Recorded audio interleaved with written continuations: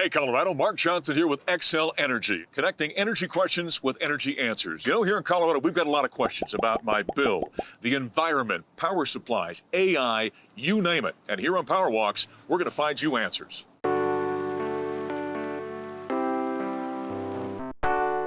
Today, we're talking data centers and AI, and Jack is here to give us a few answers. You know, Jack, you look at AI and what it's becoming in our community and the influx of data centers here in the state of Colorado. Is that putting a load on the power supply, and how's that going to affect our bills? They definitely use a lot of energy. And when we add these large loads, people think about the cost of adding them, and that's valid. The utility system is designed to share the cost of the infrastructure and the revenues from the customers. And so we think that the residential customers, by and large, should be either not harmed at all or potentially benefited from the data centers coming online. All right, so when you think about more data centers, you're thinking about more power usage. Can Xcel Energy continue to produce enough electricity and keep our power on here in Colorado?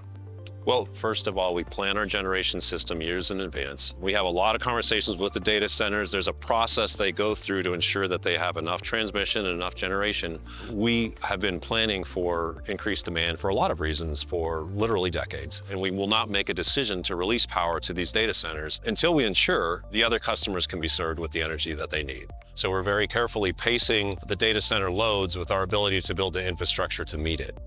As I think about this then, here in the state of Colorado, many of our residents may be thinking, why should I be paying for data centers here in the state? You really shouldn't be, and we don't think that you will be. The non-data center customers, the normal customers, are contributing their bills into a pool. The data centers, in addition to the costs, they bring a lot of revenues to the system. So it actually allows us to share those revenues across the system and build the infrastructure. They'll pay for most of that, in some cases all of it. Cities will have siting authority. That city and that county will be ensuring that they're comfortable with that development happening in their community. You literally shouldn't be paying more to have a data center on the system.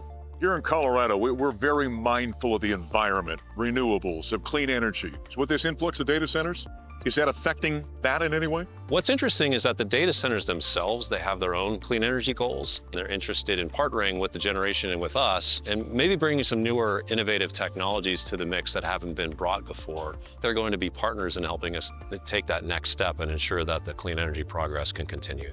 All right, Jack has given us some things to think about. Thank you for joining us on another Power Walks.